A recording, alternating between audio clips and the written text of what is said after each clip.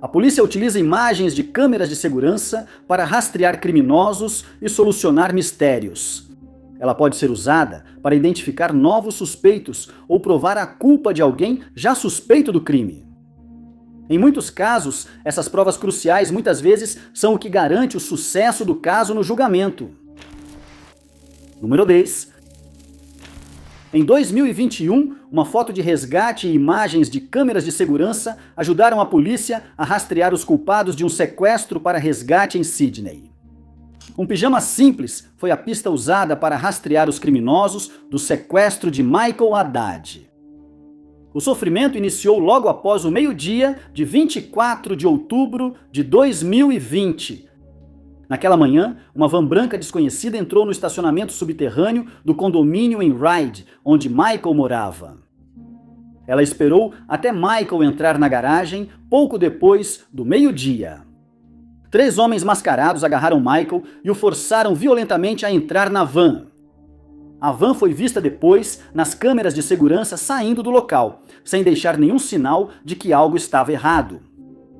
Foram mais de 7 horas depois que a família de Michael foi contatada pelos sequestradores pela primeira vez. Os criminosos usaram um telefone criptografado para enviar mensagens exigindo um resgate de 5 milhões de dólares, às 8 da noite. Os sequestradores enviaram uma foto para provar que estavam com Michael. Ele surgiu sentado no chão de um quarto vazio, com fita adesiva nos olhos e mãos e pés amarrados. No dia seguinte, enviaram outra foto como prova de vida. Nesta foto, ele agora estava vestindo um pijama simples. O resgate foi gradualmente reduzido para 2 milhões a serem pagos em parcelas de 500 mil dólares. Michael era sobrinho de John Ibrahim, um ex-proprietário de boate e homem que a polícia alegava ser uma das principais figuras do crime organizado, junto com outros membros da família Ibrahim. Na cobertura jornalística do evento, a polícia afirmou que não havia evidências de que qualquer membro da família Ibrahim estivesse envolvido no plano de sequestro. Essas supostas conexões com o crime organizado explicavam a escolha de Michael como alvo. Em 27 de outubro, Michael foi libertado em um pequeno estacionamento de outro subúrbio de Sydney. Ele ainda estava vendado, então não viu os sequestradores. Um transeunte o encontrou e o levou ao hospital. Só depois que Michael foi libertado é que começaram a fazer apelos por informações. A polícia possuía imagens das câmeras do condomínio que registravam a van entrando e saindo. A van tinha placas falsas, mas havia uma característica identificadora. Um adesivo da R.M. Williams Longhorn era visível no para-brisa. As imagens foram divulgadas enquanto a polícia pedia informações, mas uma imagens inéditas das câmeras de segurança trouxe a melhor pista. O pijama visto na segunda foto do pedido de resgate não pertencia a Michael. A polícia supôs que os sequestradores devem ter dado o pijama para ele dormir. Foram identificados como vendidos em uma loja Kmart e a polícia contatou a matriz para obter informações sobre quem comprou um conjunto. Eles descobriram que houve apenas uma compra em dinheiro desse conjunto específico de pijamas em toda a Nova Gales do Sul. A compra ocorreu em Maryland às 20h25, no dia do sequestro de Michael. A polícia então conseguiu obter imagens das câmeras de segurança daquele Kmart, onde as câmeras registraram Chad Lozi e Zuhaib Jazad comprando os itens. Imagens de câmeras de segurança do dia anterior ao sequestro mostraram Lozi comprando o adesivo do Longhorn. Durante a investigação policial dos 2 homens, um terceiro atraiu a atenção. Ficou claro que um homem chamado Ahmed Bamar também estava envolvido no plano. A polícia invadiu o apartamento dele e descobriu áreas que correspondiam perfeitamente aos locais onde as fotos do resgate haviam sido tiradas. Os 3 foram presos e acabaram se declarando culpados por sua participação no sequestro. Número 9. Quando Natalie Belmont desapareceu, a polícia imediatamente ficou desconfiada da pessoa que relatou seu desaparecimento. Logo, as câmeras de segurança trouxeram provas que confirmaram a suspeita. Natalie, gentil e bem-sucedida, atuava como corretora de imóveis em Miami. Ela amava crianças e estava trabalhando para criar uma organização sem fins lucrativos para ajudar crianças com lábio leporino na época do seu desaparecimento. Natalie também tinha 3 filhos, incluindo Gerard Lopes Belmont, seu primo, que ela havia adotado quando ele tinha 9 anos. Lopes foi a última pessoa a ver Natalie com vida. Na noite de 16 de julho de 2011, foram juntos a uma festa de formatura e voltaram para casa de madrugada. Segundo Lopes, ambos dormiram logo após chegarem em casa.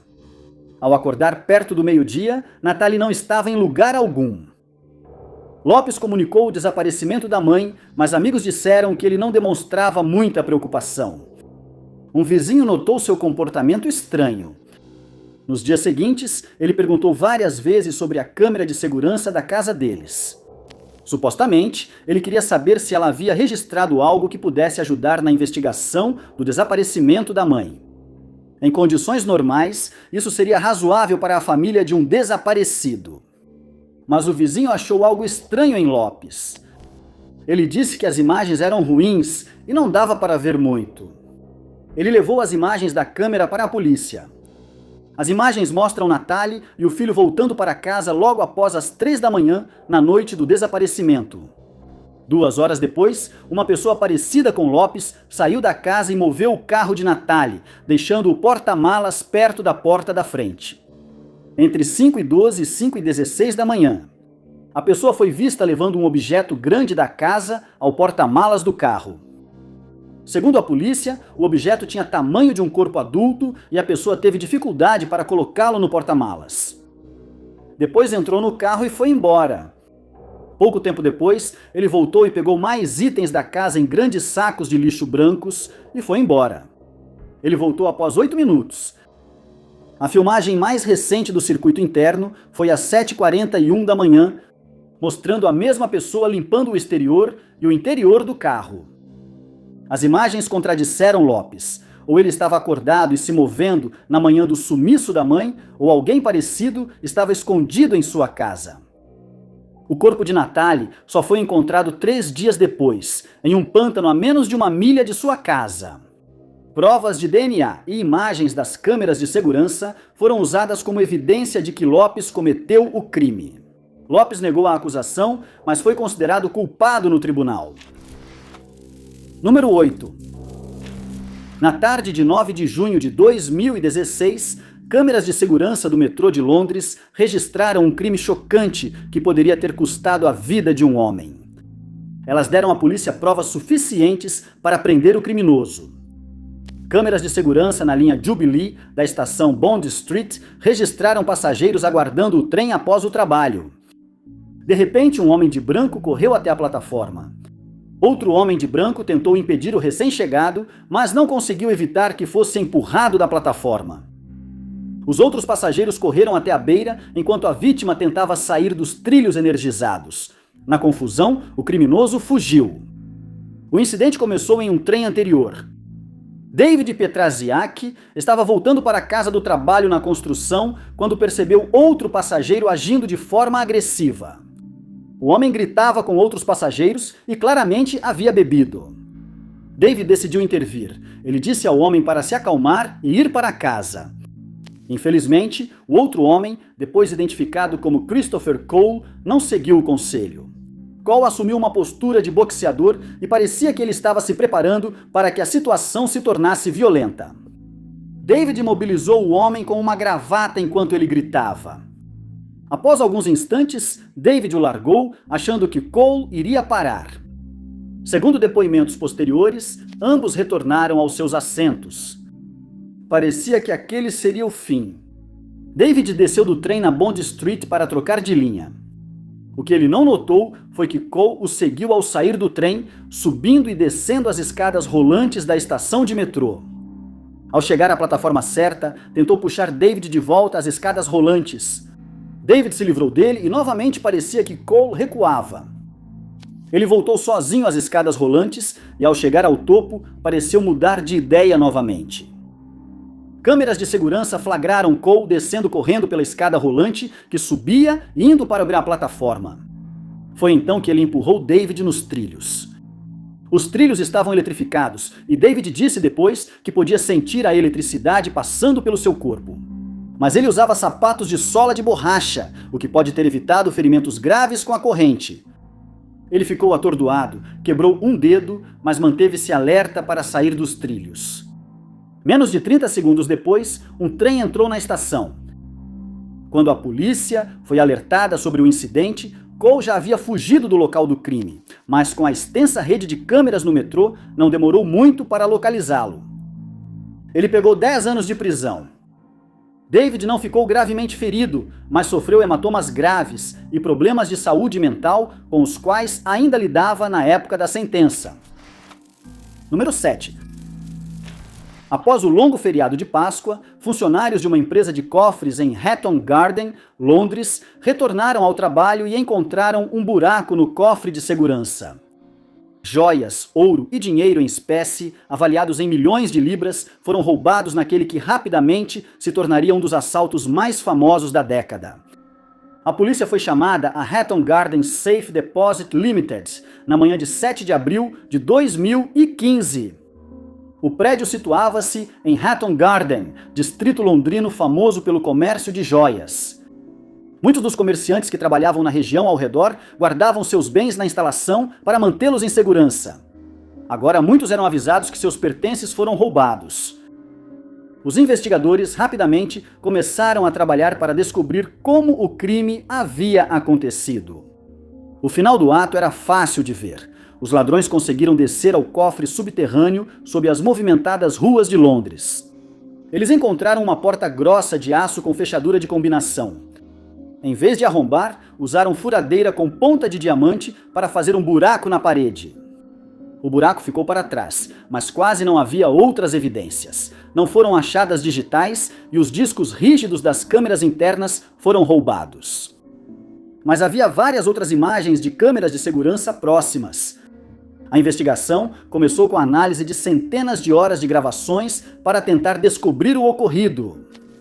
A polícia descobriu que o crime começou logo após o depósito fechar no fim de semana de 2 de abril de 2015.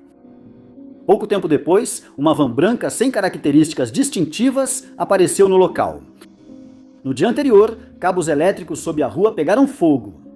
Isso não estava relacionado ao crime, mas qualquer um que visse trabalhadores ali presumiria que tratavam de problemas elétricos. Ninguém percebeu nada suspeito enquanto a quadrilha de ladrões entrou no prédio e desceu até o porão pelo poço do elevador. Pouco depois da meia-noite de 3 de abril, um alarme disparou no prédio. Um segurança apareceu, mas não percebeu nenhum sinal de arrombamento do lado de fora e não tinha permissão para entrar no prédio sem a presença da polícia. A polícia não veio e o segurança só foi embora. Às 8 da manhã, os homens saíram do prédio, entraram na van e partiram. Eles retornaram na noite seguinte e saíram pouco após 6 da manhã de 5 de abril. A polícia só seria avisada do roubo 2 dias depois. A van flagrada pelas câmeras se misturava às várias vans brancas de trabalho nas ruas de Londres. Mas as imagens das câmeras antes do assalto deram à polícia a primeira pista. Um Mercedes branco distinto, com teto preto e rodas de liga leve, foi visto nas proximidades várias vezes. Chamou a atenção da polícia por parecer deslocado. Ao investigar o dono do veículo, descobriram que era Kenny Collins, ladrão septuagenário com extensa ficha criminal. O passo seguinte foi vigiar Collins.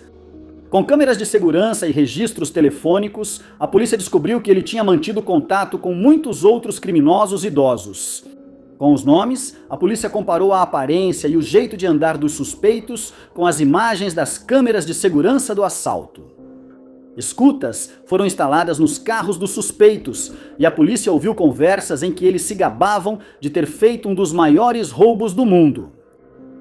No dia 19 de maio, 6 semanas após o assalto, 12 endereços foram invadidos e a quadrilha foi presa. 4 homens, entre eles Collins, se declararam culpados por seu envolvimento no crime.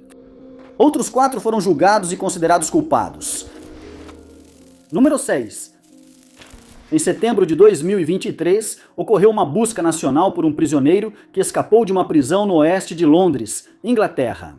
Daniel Khalif ficou 3 dias foragido das autoridades enquanto câmeras de segurança monitoravam seus passos. Khalif é ex-soldado do exército britânico, dispensado em maio de 2023. Havia provas de que ele enviava segredos e informações confidenciais a agentes do Irã, sendo preso por violar a lei de segredos oficiais. Primeiro, ele foi solto sob fiança e pôde voltar à base, mas fugiu e ficou 3 semanas foragido. Depois, ele foi preso de novo e ficou na prisão HM Wandsworth, aguardando julgamento. Enquanto estava preso, Khalif fez amizade com outros detentos e conseguiu um emprego trabalhando na cozinha. Ele não estava feliz em Wandsworth e queria ser transferido. Ele afirmou ter simulado uma tentativa de fuga, achando que isso seria suficiente para chamar a atenção das autoridades. Não foi, e ele precisava fazer algo mais sério. Na manhã de 6 de setembro de 23, os guardas perceberam a falta de uma pessoa durante a contagem habitual. Logo eles notaram que era Khalif. Pouco depois das 7h30 da manhã, ele fugiu da prisão. Com uma tipóia feita de panelas, ele se prendeu sob um caminhão de comida da prisão. O caminhão saiu normalmente e já estava nas ruas de Londres quando o alarme tocou. A polícia logo localizou o caminhão. O motorista não sabia do clandestino e deixou a polícia revistar o veículo. Eles encontraram a tipóia, mas não havia sinal de Khalif.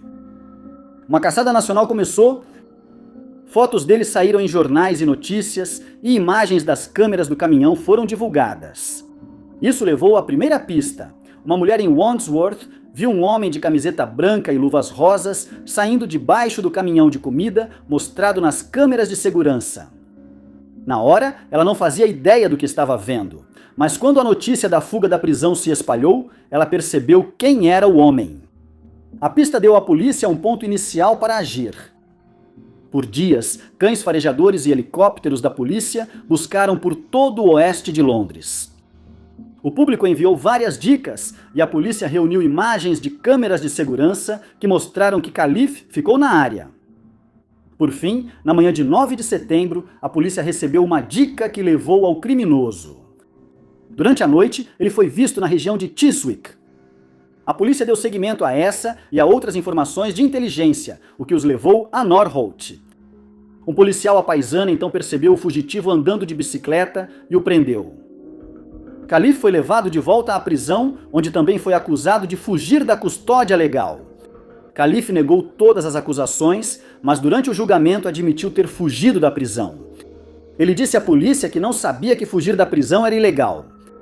Mais tarde, ele foi considerado culpado de espionagem para o Irã e condenado a 14 anos e 3 meses de prisão.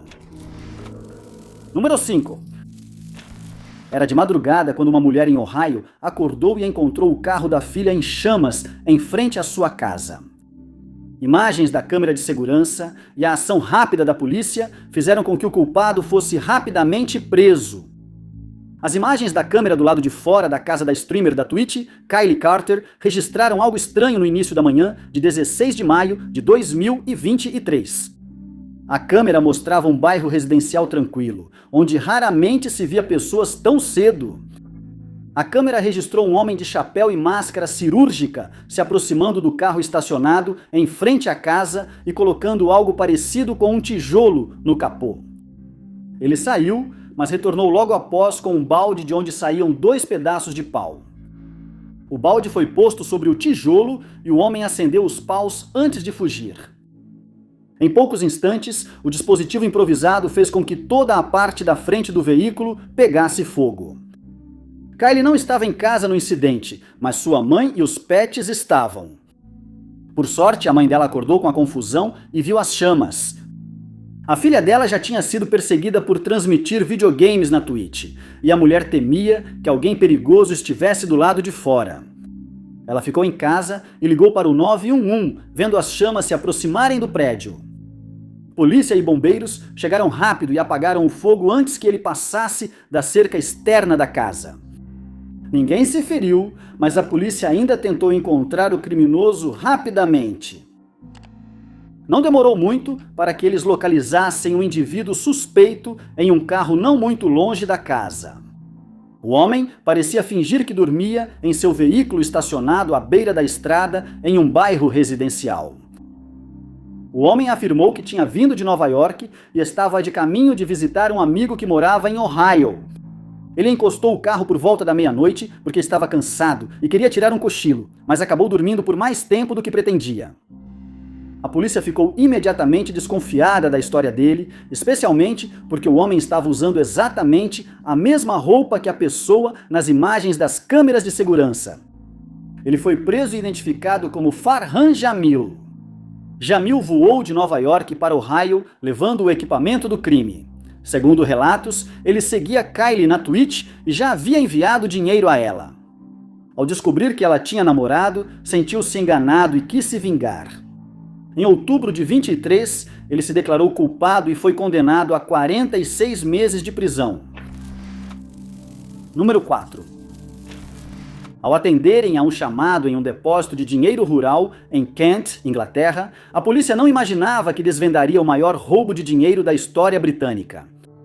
Todo o assalto foi registrado pelas câmeras de segurança e levaria anos de investigação até que os criminosos fossem levados à justiça. O depósito da Securitas, em Tunbridge, era um dos poucos centros em toda a Inglaterra e País de Gales que armazenavam notas novas e não utilizadas para o Banco da Inglaterra. Havia muitas medidas rigorosas de segurança no depósito para manter tanto o dinheiro quanto as pessoas que trabalhavam lá em segurança. Até 2006, nenhuma dessas medidas de segurança tinha sido realmente testada. Isso mudaria em 21 de fevereiro daquele ano. Voltando do trabalho, Colin Dixon foi abordado por um falso policial. Por alguma razão, ele ignorou o protocolo, que mandava sair do veículo apenas em uma delegacia. Ele entrou no banco de trás do carro da polícia e só então percebeu algo errado. Ao mesmo tempo, os criminosos fizeram a esposa e o filho de Colin reféns para garantir que o crime ocorresse sem problemas. Colin concordou em cooperar para garantir a segurança. Ele levou os criminosos de volta ao depósito, onde puderam entrar. Inicialmente, os trabalhadores pensaram que era um exercício de treinamento, mas logo perceberam que não era.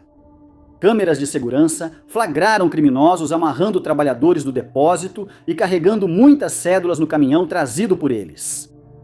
Ao longo de 1h30, eles carregaram quase 53 milhões de libras no caminhão antes de colocarem os trabalhadores em gaiolas de dinheiro e trancá-los lá dentro. Eles saíram por volta das 2h45 da manhã, em 22 de fevereiro. Assim que os trabalhadores tiveram certeza de que estavam seguros, eles escaparam das gaiolas e entraram em contato com a polícia. O que se seguiu foi uma investigação longa que ainda está em andamento. Uma das primeiras evidências do caso foi a filmagem das câmeras de segurança do depósito.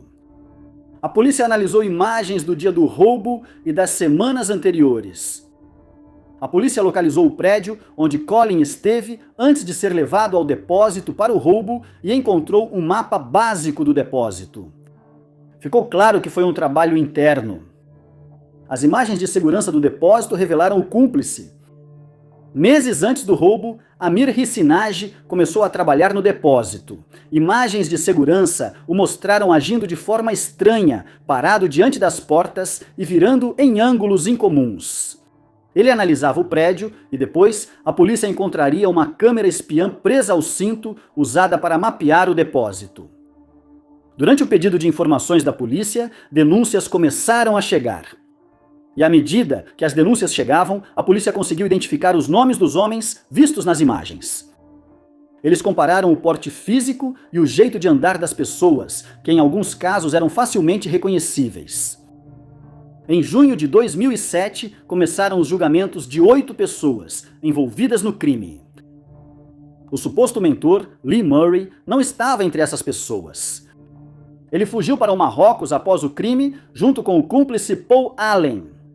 Ambos acabaram sendo localizados. Murray foi preso no Marrocos pelo crime, enquanto Allen cumpriu pena no Reino Unido. A polícia acredita que pelo menos um suspeito do crime ainda está foragido e quem tiver informações pode ligar para o Crime Stoppers no 0800 555 111. Número 3. Quando Amy Lord não foi ao trabalho, amigos e colegas perceberam que algo estava errado. Ela foi registrada como desaparecida mais tarde naquele dia, mas não demorou muito para que seu corpo fosse encontrado, e a polícia também não demorou para pegar o responsável. Amy tinha apenas 24 anos quando perdeu a vida em 23 de julho de 2013. Ela era uma jovem brilhante e simpática que trabalhava como especialista em marketing online em Boston. Na manhã do ataque, ela planejava ir à academia antes do trabalho com uma colega. Ela saiu do prédio às 5h38 da manhã, mas nunca chegou à academia. Amy não apareceu no trabalho e preocupou os amigos. Os familiares também não conseguiam falar com ela, então o desaparecimento dela foi comunicado à polícia. A polícia encontrou o carro de Amy como uma das primeiras pistas do caso. Antes mesmo de notarem o sumiço dela, a polícia já tinha sido avisada sobre um carro incendiado no sul de Boston. Quando Amy foi dada como desaparecida, a polícia ligou o carro a ela. A próxima pista veio dos registros bancários de Amy.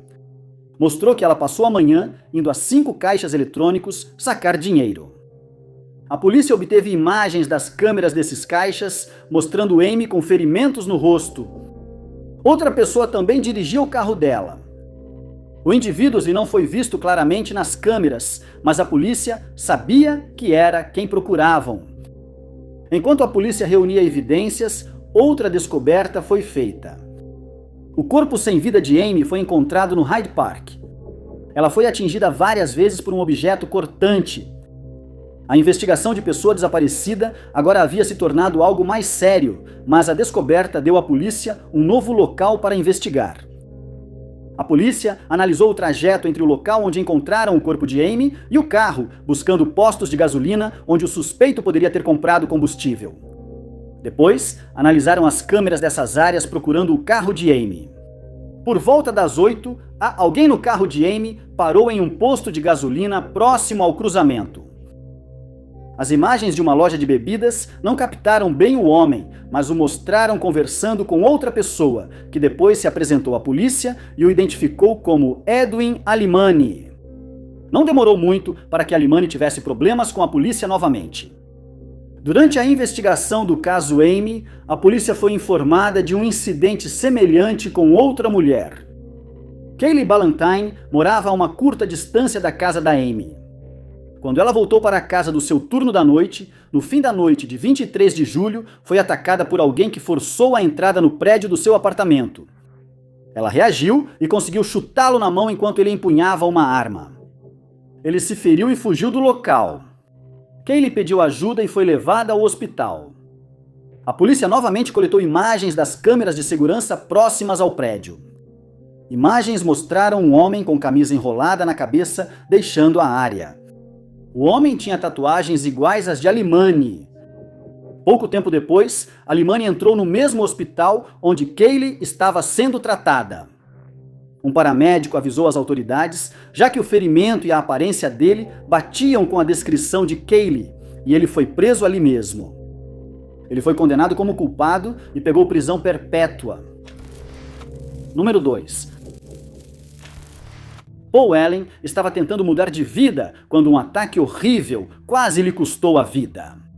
DNA imagens de câmeras de segurança e um iPad encontrado no rio Tâmisa se tornaram provas cruciais para solucionar o caso. Allen foi um dos criminosos presos pelo roubo ao depósito Securitas, tendo se declarado culpado por seu papel no crime, e cumpriu 6 anos de prisão antes de ser libertado em 2016. Ele voltou ao sul de Londres, onde cresceu, mas ameaças o forçaram a mudar sua jovem família. Em 2019, ele morava no nordeste de Londres, em Woodford, com sua parceira e filhos pequenos. No dia 11 de julho de 2019, a maior parte do dia foi comum. Mas isso mudou por volta das 23 horas. Alan estava na cozinha quando tiros atravessaram as janelas do térreo. Ele foi baleado 2 vezes, uma no pescoço. Sua parceira estava em casa durante o ataque e contatou as autoridades imediatamente. Ele foi levado rapidamente ao hospital, os médicos salvaram sua vida, mas ele ficou paralisado do peito para baixo. Durante a tentativa de salvar Alan, um Renault Captur deixou o local do crime. A polícia coletou uma evidência de DNA na cena como uma das primeiras pistas. Tiros partiram do jardim de um vizinho. Ao investigar a cerca, a polícia encontrou vestígios de DNA de Daniel Kelly e Louis Ahern. Kelly e Ahern eram criminosos experientes. Os antecedentes criminais de ambos eram principalmente furtos e roubos. Foi a primeira vez que eles se envolveram em algo tão sério. À medida que a polícia investigava os dois homens, ficou cada vez mais convencida de que eram responsáveis pelo ataque. Após analisar as câmeras de segurança, eles viram o Renault Captur deixando o local e rastrearam o carro até uma locadora. Os registros indicaram que Stuart Ahern, irmão de Louis, alugou o veículo dias antes do ataque.